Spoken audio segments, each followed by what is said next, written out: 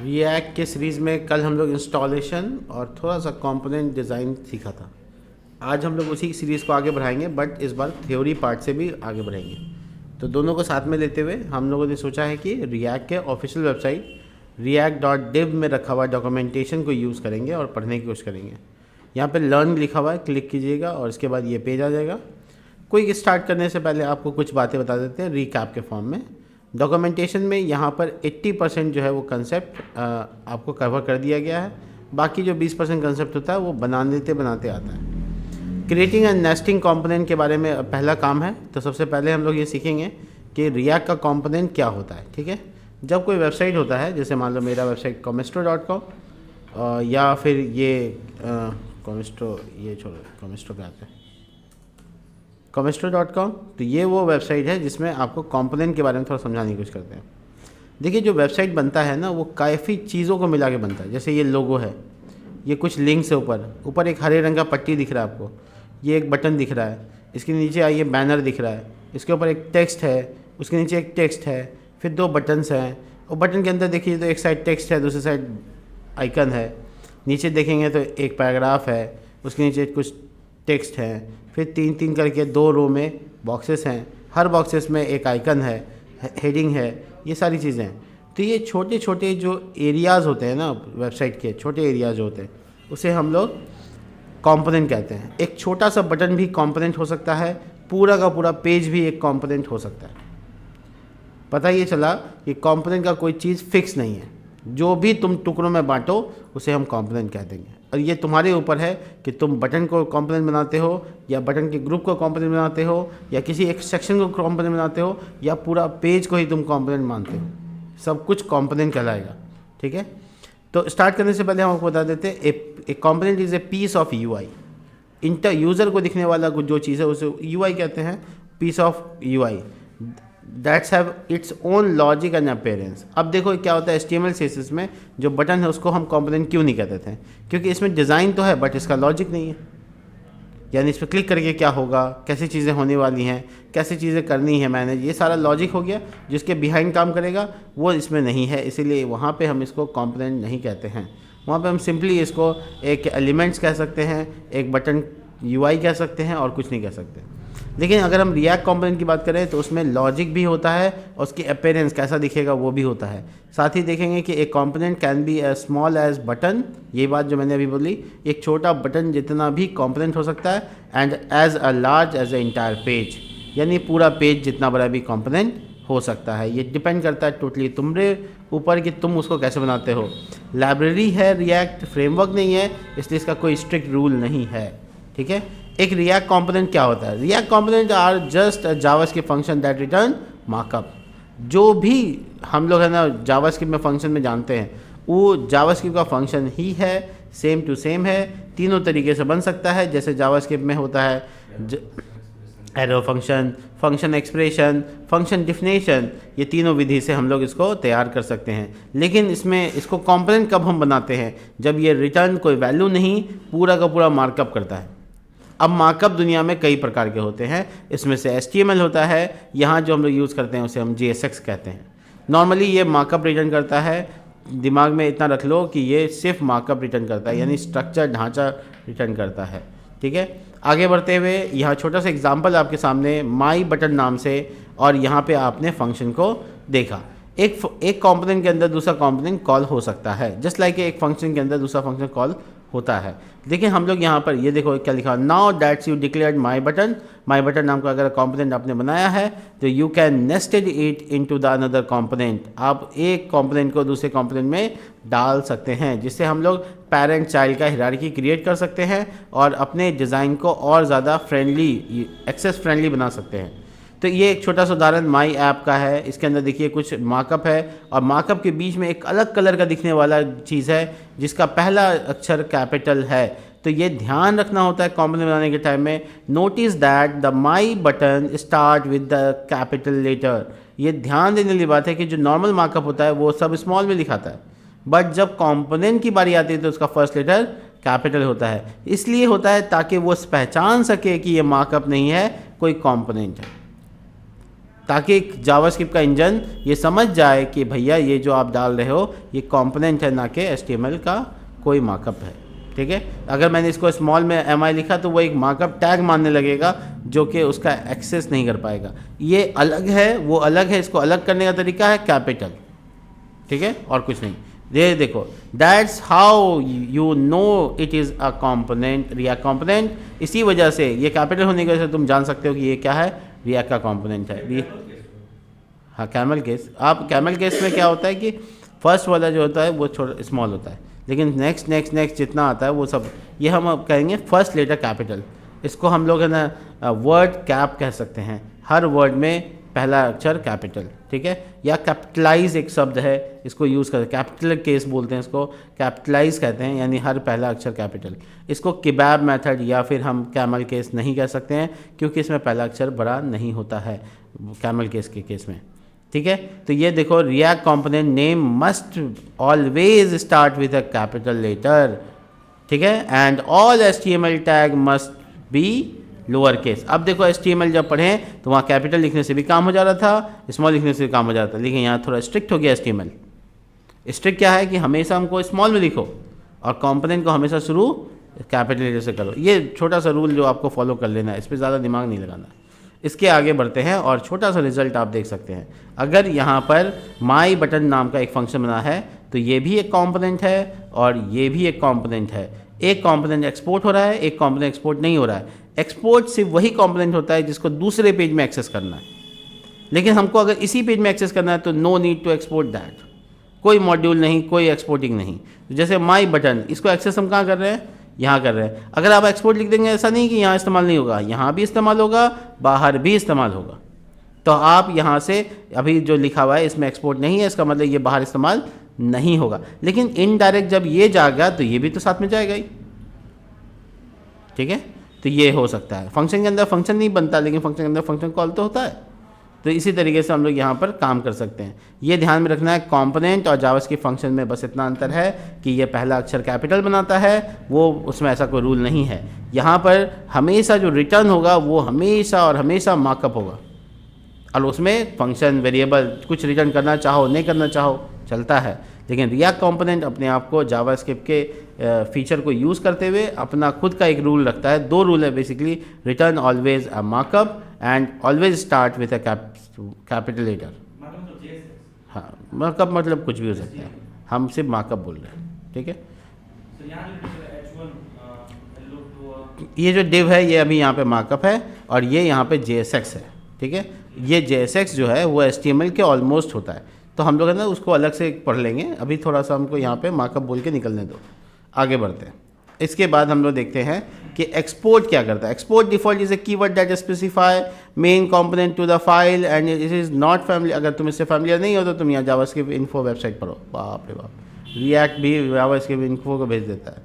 ठीक है, खैर, तो मेरा फेवरेट वेबसाइट है ये। और दूसरा है ये मोजिला का वेबसाइट MDN। तो ये यहाँ पे तो मैं बोलूँगा नहीं जाओ, यहाँ चले जाओ, बहुत मज़ा आएगा। यहाँ पे स्पेसिफिक किसी एक के लिए जाना है तो यहाँ जाओ। हाँ, किसी एक फंक्शन के बारे में जानना है तो यहाँ घुसो। लेकिन अगर तुमको पूरा एक एक करके पढ़ना है स्टेप बाय स्टेप, तो ये वेबसाइट काफ़ी रिकमेंडेबल है। मेरे चैनल पे भी मैंने रिकमेंड किया है इसको। अब आते हैं writing markup with JSX। Writing markup with JSX और बहुत और भी हो सकता है, ऐसा नहीं कि सिर्फ यहाँ पे हो सकता है, लेकिन कॉन्फ्लिक्शन होता है। चूँकि हम जावास्क्रिप्ट में हैं तो जावास्क्रिप्ट के कुछ अपने लिमिटेशंस होंगे कि जावास्क्रिप्ट में कोड लिख रहे हो तो ऐसा कीवर्ड यूज़ नहीं कर सकते हो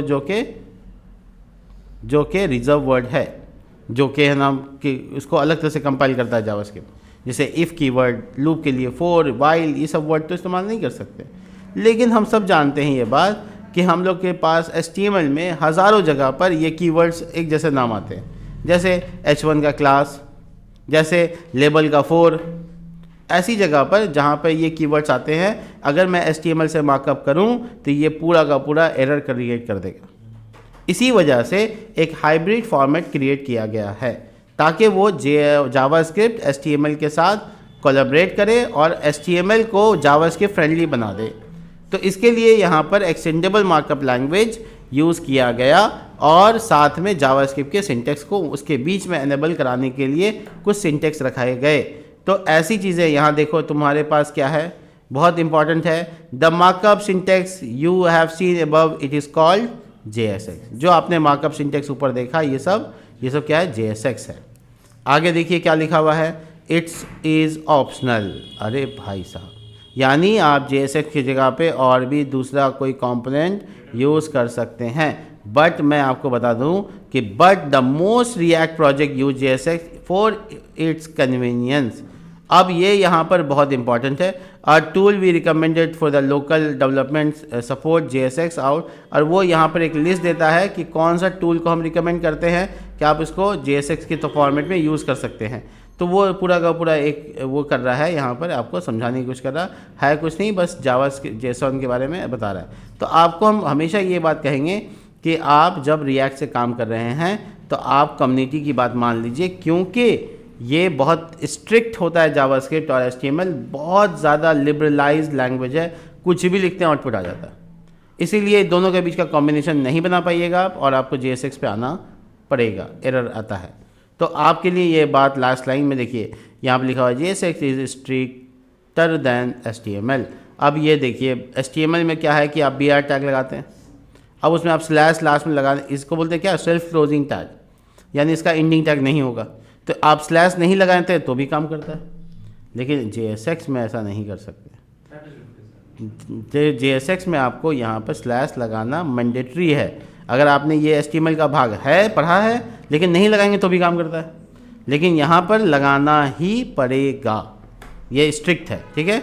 अब ये your component can not return multiple JSX tag. अगर आपका कंपोनेंट 2 टैग को एक साथ डाल रहा है तो वो रिटर्न नहीं करेगा, उसको एक टैग चाहिए। You can wrap them to the shared parent like div और you can use empty like this.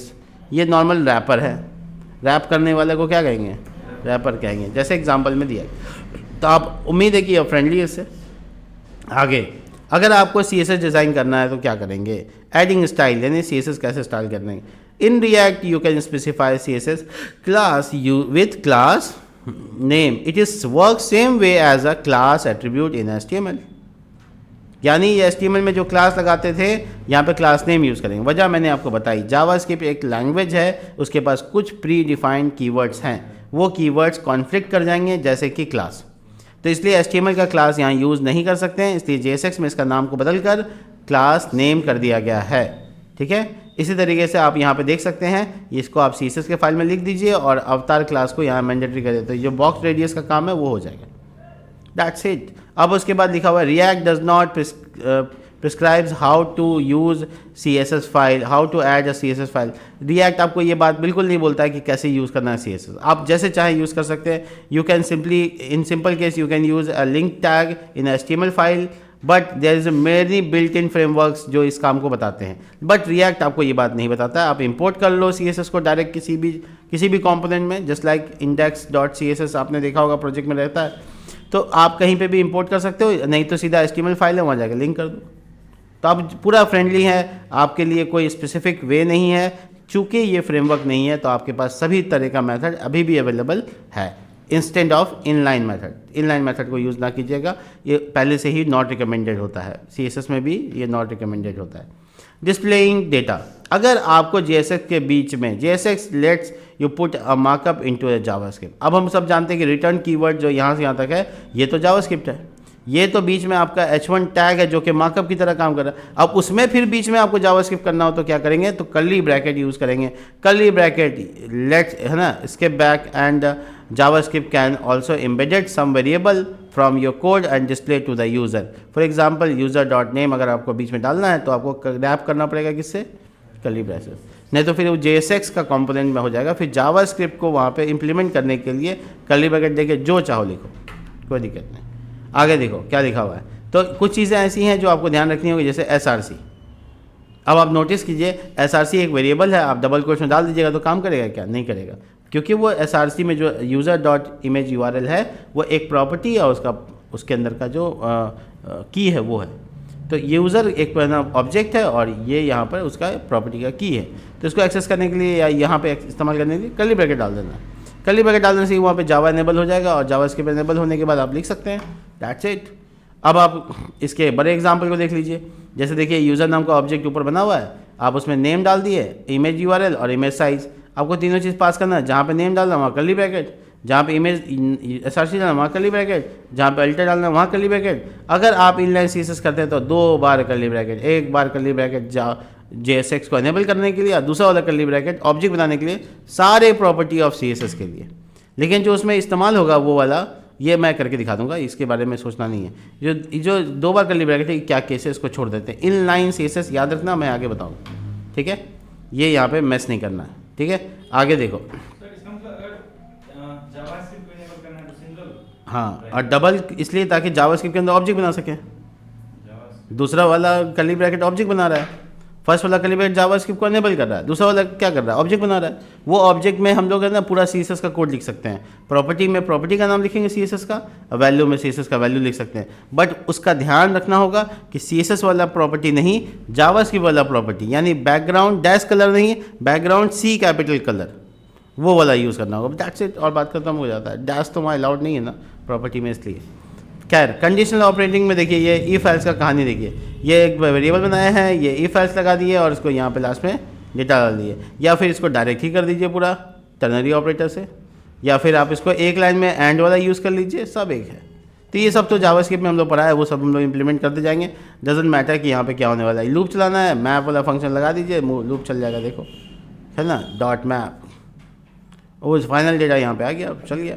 मैं सब करके दिखाऊंगा आपको, कोई बड़ी बात नहीं, ठीक है। तो ये आपका पूरा डेटा है, ये सारी चीज़ें हैं जो एग्जांपल में, ये सिर्फ आपको ओवरव्यू दे रहा है ना, ये ओवरव्यू है। देखो आप इसमें बटन लगा दो, इवेंट लगा दो, ये सब करके दिखाते हैं। चलिए, इतना सब करने से पहले हम थोड़ा सा इसको इंस्टॉलेशन करके ये सब चीज़ को स्किप करने की जगह पर कर ही देते हैं, तो थोड़ा समझ में आएगा।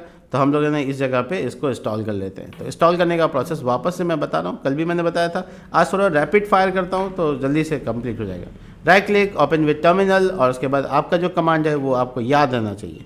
मैं कहता हूँ हमेशा याद रखने की कोशिश करो। npm बताओ, npm create Vita @latest and folder का नाम, प्रोजेक्ट का नाम माई वेब, 2 बार डैश टेम्पलेट रिएक्ट स्पेस या इक्वल टू,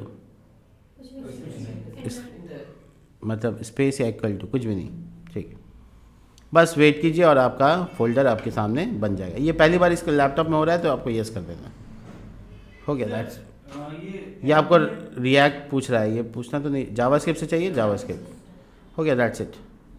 हाँ, तो ये मेरा माई वेब बना है और इसको हम ओपन विथ कोड कर लेते हैं। That's it, so easy, so simple.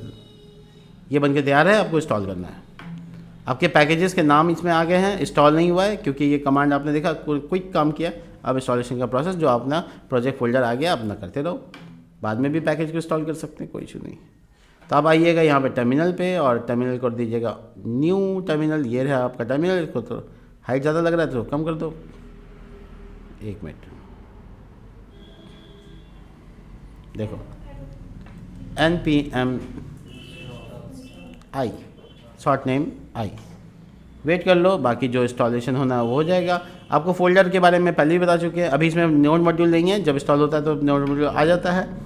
Public folder जो है वो पब्लिकली अवेलेबल करता है डेटा को। एसआरसी के अंदर आपका सारा कचरा रहता है, जितना आप अभी आगे कोड लिखेंगे, और बाकी जो है वो कॉन्फ़िगरेशन फाइल्स है, छेड़छाड़ नहीं कीजिएगा, थोड़ा धीरे धीरे समझ जाएंगे तब छेड़छाड़ कीजिएगा, है ना। You are the first time in sharing, तो थोड़ा सा संभल के चलाना होगा, ठीक है। तो जब आप अच्छे से सीख जाइएगा तो फिर आगे, हाँ, राइट।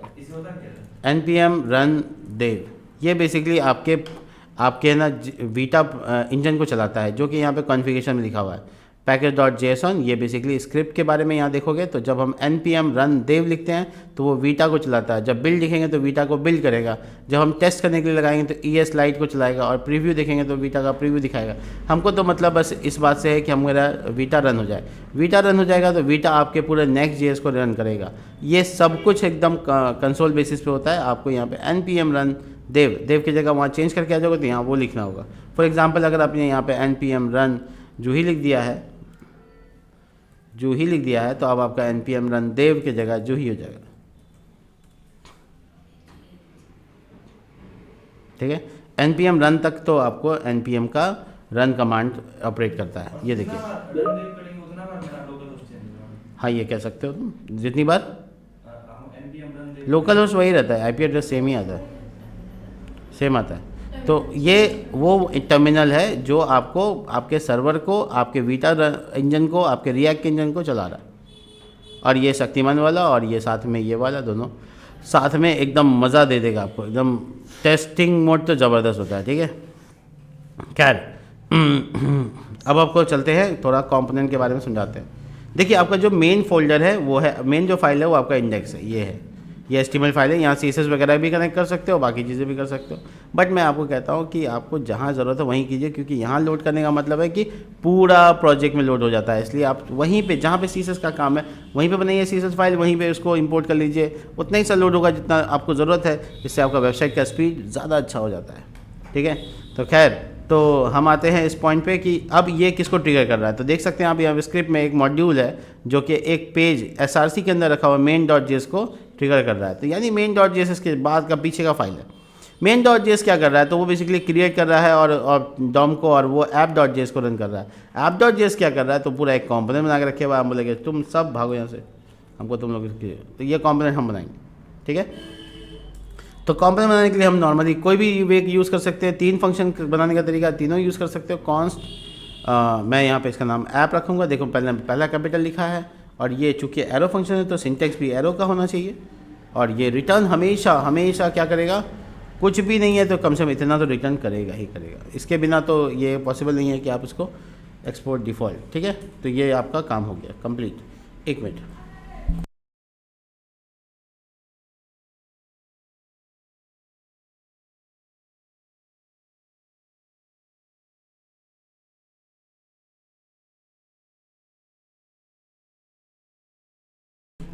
तो बेसिकली हम लोगों ने ये बाईपासिंग का मामला समझ लिया कि ये मेरा app.js है और इसको हम लोग रन करते हैं। इसके अंदर में आप या तो अपना पूरा मार्कअप लिखो, या बगल अलग अलग कंपोनेंट बना के इसको जगह यहाँ कॉल कर लो, तो वो भी एक बाद में मार्कअप ही कन्वर्ट हो जाता है। तो आप ऐसा कर सकते हैं। और इसके करने का तरीका ये है कि हम आपको ये कहेंगे कि आप बहुत ज़्यादा हड़बड़ाने की जगह पे आप इसके पूरे प्रोसेस को, क्विक स्टार्ट वाला पेज को आप एक एक करके एक्सेस करके देख लीजिए। ये आप बटन बनाइए, बटन को यहाँ यूज़ कीजिए, मैं आपको सब करके दिखाता हूँ। ठीक है, तो 1 मिनट,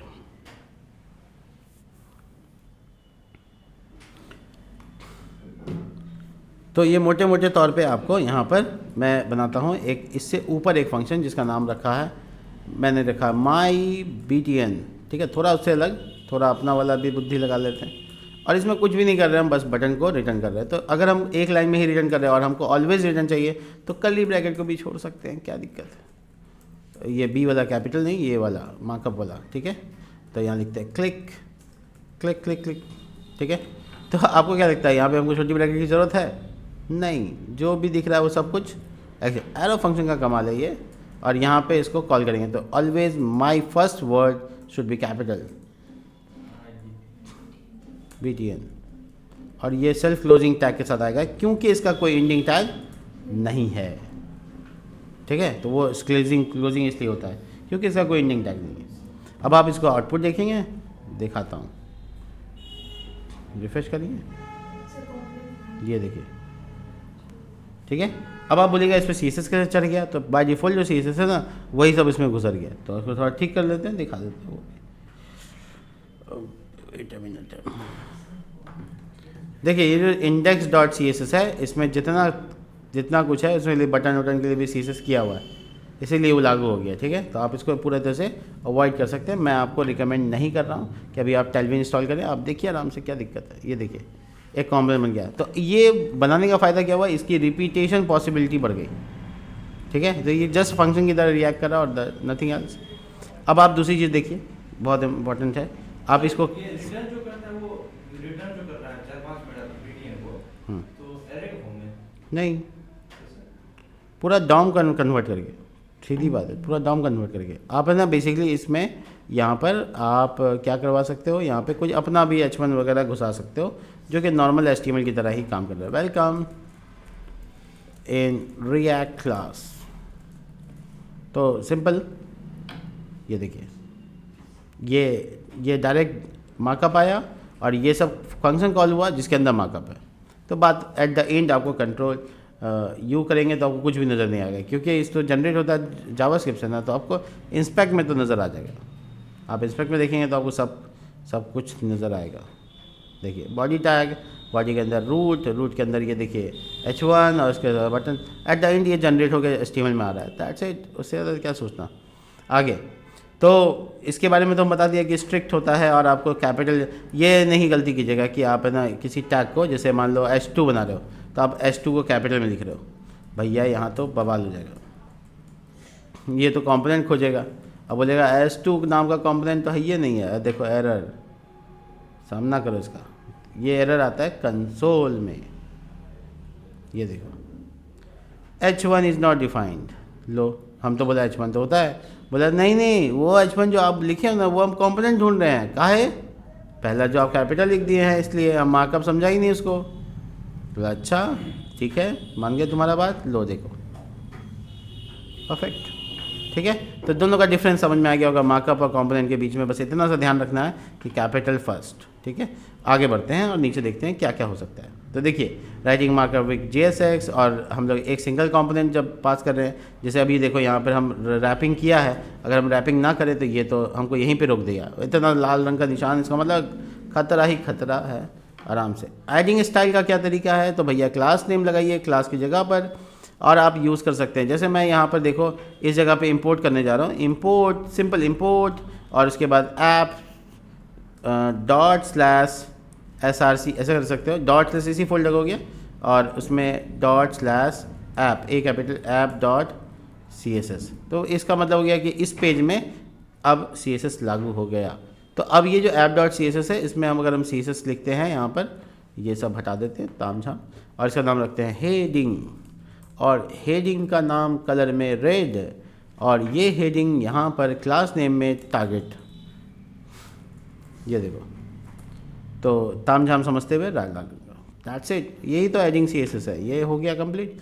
कॉलिंग डेटा, अगर आप बीच में वेरिएबल वगैरह घुसेरते हो तो क्या होता है, तो देखो ये जो है ना पूरा फंक्शन है, तो फंक्शन के बीच में रिटर्न से पहले हम कोई भी यूज़र नाम का ऑब्जेक्ट बना सकते हैं, जो कि जावास्क्रिप्ट में सीख के आए हैं कि नहीं। तो ये नेम एज ईमेल, ट्राई करते हैं इसको कहीं बीच में घुसेरने का। तो जैसे हमको यहाँ पे ईमेल नाम चाहिए, तो अब भैया कर्ली ब्रैकेट डालिए user.name, दैट्स इट। अगर आप बिना कर्ली ब्रैकेट डालेंगे तो क्या आएगा, कोई बता सकता है? नहीं, सीधा सीधा वही आएगा जो लिखा हुआ है, ज़ीरो कंपाइलेशन, ठीक है। वो तो हेडिंग मान लिया, उसको कॉन्टेक्स्ट मान लिया, वो तो उसको जावास्क्रिप्ट का कोड माना ही नहीं। हाँ, उसको HTML मान लिया, उसको HTML का कॉन्टेक्स्ट मान लिया। आप उसको कर्ली ब्रैकेट बोलो, भैया देखो ऐसा है कि ये HTML का कंटेंट नहीं है, ये जावास्क्रिप्ट का कोड है, इसको ध्यान से देखना। थोड़ा सा इज्जत दे दिया, देखिए क्या हुआ, जॉन डियो, तो आगे इज्जत एकदम बराबर। अगर आप इसमें दूसरा कहीं पे घुसेरना चाहते हैं, घुसेर दीजिए, कोई दिक्कत नहीं है। नीचे H1 की टैग है, एज देखिए, एज भी आ गया, और ये देखिए ईमेल भी आ गया। तो यानी आप पूरी तरह से रेडी हैं बीच में जावास्क्रिप्ट घुसेरने के। इतना खतरनाक है कि जावास्क्रिप्ट का पूरा कोड लिख सकते हैं यहाँ पर, let x is equal to, जो लिखना लिखो। अरे देखो, हाँ समझो ये अंदर जावास्क्रिप्ट का इफ एल सब लगाओ। इफ अगर नाम है तो फिर ये रिटर्न करे, रिटर्न क्या करेगा, तो रिटर्न कर देगा, क्या करवा दे, स्पैन में रिटर्न कर देगा। ये देखो बीच में फिर से JSX घुस गया। तो हम लोग ने सब कुछ कर सकते हैं, ये रिटर्न कीवर्ड के साथ आएगा। भाई साहब किसके अंदर क्या जा रहा है समझ में नहीं आएगा, और फिर मज़ा आएगा। तो ये सारी चीज़ें हम लोग कर सकते हैं, और जो आपको अंदर में ऑपरेशन करना है, देखो ना ये सब एक्सप्रेशन काम करने लगेगा। देखो 8, ये 8 के हैं ठाट, ठीक है। तो ये बेसिकली एकदम जावास्क्रिप्ट तैयार है, ठीक है। खैर, तो हम मोटे तौर पे आपको बता दिए कि इसमें बीच में जावास्क्रिप्ट को कैसे डालते हैं, और ये इस पेज में यहाँ पे बताया गया है, ठीक है। अब आते हैं, तो थोड़ा जल्दी आ गया क्या इधर, हाँ डिस्प्लेइंग डाटा, यहाँ तक पहुँच गए थे। तो आप लोग देख पा रहे हैं, अगर एक जैसे कोई एट्रीब्यूट वगैरह में डालना है तो भी आप डाल सकते हैं, बट वहाँ ध्यान रखना डबल कोट्स में ना घेर ले, नहीं तो फिर से स्ट्रिंग बन जाएगा वो। तो कर्ली ब्रैकेट जो डाला हुआ है उसमें देखिए डबल कोट्स नहीं है, जबकि अवतार में डबल कोट्स है। तो अगर डबल कोट्स के अंदर घेर देंगे तो कर्ली ब्रैकेट उसके अंदर क्लास का नाम वही बन जाएगा। तो इसलिए डबल कोट्स मत डालिएगा, दैट्स इट। और कुछ नहीं है, धीरे धीरे प्रैक्टिस की चीज़ है, आप समझ जाएंगे। आते हैं इनलाइन CSS पे, इस पर दोबारा झमेला आप लोग को होल लग रहा था, अब ये बताते हैं आपको। मान लीजिए कि मेरे पास ये सब नए हैं, ठीक है, वेलकम किया हुआ है, बढ़िया सब मस्त चल रहा है। हमको ये बटनवा में CSS करना है, तो हम लगाएंगे स्टाइल और उसके एक कर्ली ब्रैकेट बनाएगा उसको जावास्क्रिप्ट एनेबल और दूसरा कर्ली ब्रैकेट बनाएगा रेडी इनलाइन CSS लिखने के लिए, और इसके बाद हम कलर को एकदम ठोक बजा के लिख देंगे ब्लू। स्टाइल एट्रीब्यूट HTML का। हाँ, तो स्टाइलिंग में तो मेरा CSS इनेबल होगा। हाँ, तो CSS इनेबल हो जाएगा, तो हम यहाँ CSS थोड़ी है, तो JSX है, तो हमको जावास्क्रिप्ट के सिंटेक्स में लिखना होगा। नहीं तो क्या होगा, ऐसे बैकग्राउंड डस्ट कलर में तो कैसे हो गया, तब तो बैकग्राउंड और ऐसे बैकग्राउंड डैश कलर ऐसे तो लिख ही नहीं सकते। वजह dash is not allowed as a property name JavaScript. तो इसीलिए यहाँ पे जावास्क्रिप्ट में जो CSS लिखते हैं कैसे लिखते हैं, हाँ बस हो गया। अब देखिए इसका बैकग्राउंड ब्लू, और ये इनलाइन CSS है बट रिकमेंडेड नहीं है, मैं आपको बता दूँ बहुत बेकार है। आप इसको कभी एक आग लगाना है तो लगा लीजिए, हमेशा नहीं, ठीक है। तो SOS वाला फार्मूला लगा दीजिए, ठीक है। खैर, तो आ जाते हैं इसमें कंडीशनल रेंडरिंग कैसे हो सकता है। अब देखो मेरे मज़ेदार चीज़ है, अब मान लो मेरे पास 2 बटन है। अब मैं इसको थोड़ा सा मैजिकल चीज़ें दिखाता हूँ आपको। मान लीजिए मेरे पास 2 कंपोनेंट है, ठीक है। एक कंपोनेंट मैंने बनाया है, सब कंपोनेंट बना रहा हूँ। एक मैंने कंपोनेंट बनाया है जिसमें एक कंपोनेंट मैंने बनाया है जिसका नाम है हेडिंग रेड, ठीक है। और उस कंपोनेंट का पैरामीटर कुछ भी नहीं है, और इसमें हम लोग एक H1 लिख रहे हैं और लिख रहे हैं हेलो रेड, ठीक है। कंडीशन समझाने की कोशिश कर रहा हूँ। अब ये जो हेडिंग रेड है, इसका जो CSS है वो स्टाइल करके 2 बार कर्ली ब्रैकेट कलर रेड लगा देते हैं। रेड जो है वो एक स्ट्रिंग वैल्यू है। ऐसे एक और कॉम्पोनेंट बनाते हैं हेडिंग ब्लू, ठीक है, और इसका कलर जो है वो ब्लू कर देते हैं, और हेलो जो है ना वो ब्लू को कर देते हैं। तो यानी कॉम्पोनेंट एक जैसा है बट कंडीशनल रेंडरिंग हम बताते हैं कि कोशिश कर रहे हैं, ये सब हटा देते हैं तामझाम। अब हम क्या करने वाले हैं, यहाँ पे देखिए मज़ेदार चीज़, हमें ना रिटर्न से पहले एक बार है ना यहाँ पे लिखेंगे ऐसे, रिटर्न से पहले इफ़, अगर ये रिटर्न हटा देते, ठीक है। हम इफ़ के अंदर कंडीशनल रिटर्न करेंगे, तो इफ़ और एक तो वेरिएबल बना लेते हैं लेट कलर, और यहाँ रेड वैल्यू देते हैं। इफ़ कलर का वैल्यू बराबर है ब्लू के, तो फिर आए रिटर्न। अब ये रिटर्न करने का तरीका क्या होगा, कंपोनेंट वाला तरीका यूज़ करना होगा, तभी तो ये JSX में कन्वर्ट हो जाएगा। और उसके बाद एल्स, ये कर्ली ब्रैकेट तो हम बंद ही नहीं किए, ये वाला, और ये एल्स का पार्ट रिटर्न, और देखो उल्टा हो गया, ब्लू का तो ब्लू दिखना चाहिए, और ये रेड। तो देखो अब 2 रिटर्न है बट काम तो एक ही करेगा, कंडीशन है। तो अगर कलर का वेरिएबल में ब्लू रहेगा तो ब्लू काम करेगा, नहीं तो रेड काम करेगा। तो अभी बताओ कौन सा आउटपुट आएगा, रेड आएगा ना, यहाँ तो रेड है कलर में, क्या तुम लोग। हाँ, अब अगर मैंने यहाँ पे ब्लू लिख दिया तो क्या होगा, पता क्या चला, पता ये चला कि जो कंपोनेंट को जिस स्थिति में रिटर्न करना है उस स्थिति में रिटर्न कर सकते हैं, कंडीशनल रेंडरिंग, ठीक है। ये एक छोटा सा एग्जांपल है, अगर आप यहाँ पे फ़ोटो लेना चाहते हैं तो ले सकते हैं, स्क्रीनशॉट भी आप ले सकते हैं, ठीक है, जो वीडियो देख रहा है उसके लिए। आगे हाँ, वो तो हम स्टैटिकली डाल रहे हैं ना, क्या लेट कलर में कलर ब्लू दे रहे हैं, हाँ, फिर वही चेक करा रहे हैं कि कलर इक्वल्स टू ब्लू, हाँ, दिए तो ब्लू ही रिटर्न करेगा। तो मान लीजिए कि ये डेटाबेस से आ रहा है, तो हाँ? मान लीजिए यूज़र टाइप कर रहा है, तो सिर्फ अगर वो मेरा क्या कहते हैं ऑब्जेक्ट है कलर और रेड, वहाँ पे स्टाइल में से हाँ, H1 में, हाँ, तो कलर है तो मेरा रेड है सर, और क्या वहाँ से सर क्या कहते हैं कलर को नहीं क्या कंडीशन डाल सकते हैं। हाँ डाल सकते हैं, हम तो सबसे बड़ा वाला तरीका दिखा रहे हैं, हम तो एक लाइन में लिख देंगे उसको, बट हम नहीं चाहते आपको, अब इफ एल्स एक्सप्लेन करने की कोशिश कर रहे हैं, ताकि हम ये बताने की कोशिश कर रहे हैं कि आप रिटर्न, ये तो बहुत लेंदी कोड लिख दिए हम, लेकिन आपको एक्सप्लेन के लिए कि इफ एल्स भी डाल सकते हैं। ये तो हमको बोलो तो हम एक लाइन में लिख देंगे यहाँ, ठीक है ना, सिंगल लाइन में चला जाएगा। मैं करके दिखाऊँ, देखो यहाँ देखो एक लाइन में कोड है, हेडिंग नाम रखा, मैं तुमको दिखा रहा हूँ, ये सारा झमेला एक के बार में ख़त्म हो जाएगा। देखो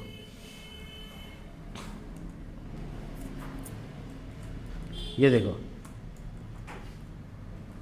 वो तो मैंने सिर्फ ई फाइल सिखाने के लिए या ई फाइल को कह लो समझाने के लिए किया, ये जैसे मैंने कलर डाला तो ये मैं प्रॉप्स में पास कर दूंगा, कलर जो भी है वो बता दो, कलर वेरिएबल। अब ये वेरिएबल क्या है, जावास्क्रिप्ट, तो कर्ली ब्रैकेट डाल दो। तो कलर प्रॉप्स में कलर वेरिएबल चला गया, तो इसका मतलब हम इसको प्रॉप्स के तौर पे कलर को एक्सेप्ट कर सकते हैं, और जो भी कलर आया है उसको यहाँ ऑब्जेक्ट के फॉर्म में डाल दो। अब ये एक सिंगल वैल्यू ये भी की यही वैल्यू, और जो भी रेड की जगह पे है कलर का नाम वो दिखा दो। हो गया ना, बात तो एक ही ना हुआ। दिखाता हूँ, देखिए कलर ब्लू। और जैसे मैंने यहाँ पर वेरिएबल चेंज किया, पूरा मैकेनिज्म में चेंज हो जाएगा। अब मैं उसमें क्या हुआ कि अब पोटेंशियल इतना है कि हम येलो लिखेंगे तो येलो ही आएगा, जो डालेंगे वही नहीं चल जाएगा कलर में, तो वही ना कलर बन जाएगा। तो अब तो दो कंडीशन नहीं है, अब तो जो चाहो डालते रहो, ख़त्म हो गया बात। तो ये तो आपके हाथ में है कि आप इसको कैसे जावास्क्रिप्ट से मैनिपुलेट कर सकते हैं, ये तो आपको लगाना पड़ेगा बुद्धि, ठीक है। इसी का टर्नरी ऑपरेटर दिखा दिया, यही का एंड ऑपरेटर दिखा दिया, सब सेम काम, ठीक है। लिस्ट को कैसे रेंडर करेंगे, ढेर सारा डेटा है तब कैसे रेंडरिंग करेंगे, तो चलिए दिखाते हैं कैसे करेंगे। तो हम यहाँ से सब कुछ हटा देते हैं, आपको एकदम फ्रेश दिखाते हैं। मान लीजिए कि मेरे पास एक तो वेरिएबल है जिसका नाम है स्टूडेंट्स, और उसमें ढेर सारा स्टूडेंट बतिया रहा है, बड़ी ब्रैकेट और उसके अंदर कर्ली ब्रैकेट। अब एक स्टूडेंट का नाम है जो कि जॉन है, और उसका जो उम्र है वो कौन है, अच्छा सॉरी उम्र कौन कैसे हो सकता है। अब देखिए दूसरा स्टूडेंट है उसका अलग नाम है, जैन है, और तीसरा स्टूडेंट है, ये क्या बना रहे हैं हम, ऑब्जेक्ट ऑफ एरे, बॉब है। और देखिए ठीक है, तो कितना स्टूडेंट हुआ, 4 स्टूडेंट है। अब इस सारे स्टूडेंट को हमको यहाँ पे हमको टेबल टैग में चाहिए। लो रिटर्न, एक कवर कर लिया टेबल टैग को, लेकिन पता है टेबल टैग में जो हम लोग वहाँ पे छोड़ देते हैं T head, T body, T foot, नहीं लगाते तो भी काम करते हैं, यहाँ स्ट्रिक्ट है, यहाँ पे लगाना पड़ेगा। टी हेड पहले लगाइए, फिर टी आर डालिए, मतलब है तो सारा HTML ही, लेकिन थोड़ा सा strict. TH ID name as, अब बोलिएगा ID कहाँ से लाएंगे हम, तो जितना लूप चल रहा है उतना ID काउंट कर लेंगे, ठीक है। तो ये हो गया आपका टी हेड। इसके बाद आते हैं टी बॉडी। अभी टी बॉडी के अंदर क्या करेंगे, तो टी बॉडी के अंदर एक TR लगाएंगे और TR के अंदर TD लगाएंगे, बट ये लूप में होगा इसलिए यहाँ पे कर्ली ब्रैकेट शुरू करेंगे। अब मेरा स्टूडेंट का जो नाम है वो वेरिएबल का क्या है, स्टूडेंट्स है, तो हम यहाँ पर लिखेंगे स्टूडेंट्स। रुको इसका AI को बंद कर देते हैं, स्टूडेंट्स डॉट मैप। अब मैप तो पढ़ा है, अब उसको तो नहीं समझना है। पहले मैप में क्या होता है, वैल्यू होता है, दूसरे नंबर पे क्या होता है, इंडेक्स होता है, दोनों डाल दो, और उसके बाद आपको क्या रिटर्न करना है वो बता दो। तो हम यहाँ पे इम्प्लिसिट रिटर्न करने वाले, इसलिए कर्ली ब्रैकेट। एक्सप्लिसिट करेंगे तो रिटर्न कीवर्ड लगाना पड़ेगा। ई जो TRA लूप का पार्ट हो गया तो अंदर डाल दिया, दैट्स इट। अब ई जो है ना लूप के अंदर चलेगा। पहला डेटा में क्या दिखाना है, तो इंडेक्स को दिखा देते हैं, 0 1 2 आ जाएगा, ठीक है। दूसरा पार्ट में क्या दिखाना है, तो वैल्यू, लेकिन वैल्यू के अंदर क्या चाहिए, सिर्फ नेम, और तीसरा में वैल्यू डॉट एज। वैल्यू क्या है, एक सिंगल ऑब्जेक्ट जो लूप में इटरेट हो रहा है, और आउटपुट। अच्छा थोड़ा सा और बढ़िया सा दिखने के लिए इसमें क्या लगाएंगे, बॉर्डर, और इसमें बॉर्डर में क्या लिखेंगे, 1 पिक्सल, ठीक है। क्या लगाएंगे, विथ कितना %, 50% तो बतिया ही सकते हैं, हो गया। इस तरह से HTML तो कुछ अलग नहीं। देखिए यही बोले थे एक दिन हम कि ऑब्जेक्ट से ना डेटा लेकर अरे टेबल में दिखाना है, देखें आपने। तो ये छोटा सा काम जो आपके सामने एकदम मस्त वाला हो गया। अरे देखिए इसको, तैयार है एकदम। इसको आधा आधा कर देते हैं ताकि पूरा एक के बार में आप फ़ोटो ले सकें, स्क्रीनशॉट ले सकें। 20 लाइन के बाद देखिए, 20 के बाद इधर है, 20 से पहले इधर है।